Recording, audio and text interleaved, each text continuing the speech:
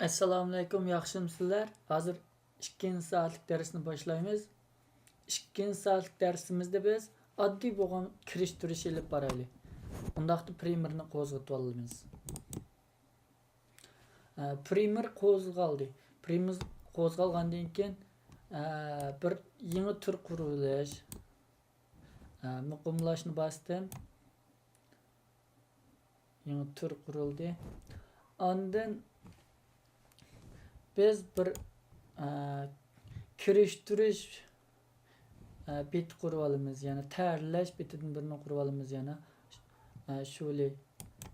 Bunu biz sharqliqmi qura olamiz? Yani odatda manba rayini 10 sharqliqmi chiqqan tizimlikdan yangi tur qurish turning ishidan mana şöyle. Bunu chek sharqliqmi yana qurib olamiz. Qurgan vaqtimizda betning o'lchamiga diqqat qilishimiz kerak. Yolning baling p masalan odatda dvpal masalan ko'pincha televiziyada qo'yildigini dvpal biyovching bo'ldi yana. Ondan keyin mavo talet, mavo butun keng ekran alat 2 xil bo'ldi. Biz hozir gauching qurib olamiz. Gauching qursak bo'ldi mana. Bu şöyle degan mush bet bo'ldi. Bet qarta biz ondan mazmunlarni ekirib kirish to'sak bo'ldi. Masalan bu bizniki material ambirimiz yana. Bir parcha rasm ekirib olay. Ondan keyin men bir film ekirib olay. Mavo o'tib ketsin. Film ekirib olay.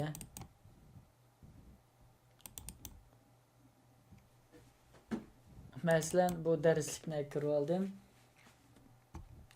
Darslik material ambiriga ekirib bo'lgandan keyin qadam bo'yicha buni vaqt o'qiyani xizmat rayoniga ekirmiz. Rasm kirdi, qaranglar, birla yo'l. Bu yerda bu mavo rasmlar kirdi. Endi biz filmni kirgizib boqaylik. Bu yerda ikki yo'l kirdi. Bu birisi nima, birisi yana nima. Unda bo'lsa rasmda bir yo'l kirdi. Bu filmga kelganda ikki yo'l kirdi. Rasmda faqat ko'rinishlar kirdi. Filmga kelganda ko'rinish ham ovoz kirdi. Undaq bo'lganda ustidagi ko'rinish, ostidagi ovoz bo'ldi, ha? Buni bilib olinglar. Mana. Bu ko'rinishdan keyin ovoz chiqdi. Mana hozir filmga o'tgan bo'ldi. Bu orqali bu vaqt o'qini cho'ngaytib, kichiklatib turib, farqlantirib qilamiz. Bu soatlik darsimiz misha tamom.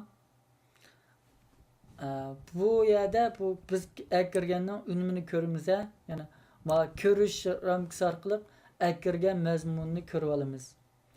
Bu soatlik darsimiz misha tamom. Keyingi soatda buni tayyorlash, kesish, har xil unumlarni berishni o'rganib o'tamiz. Xayr xo'sh.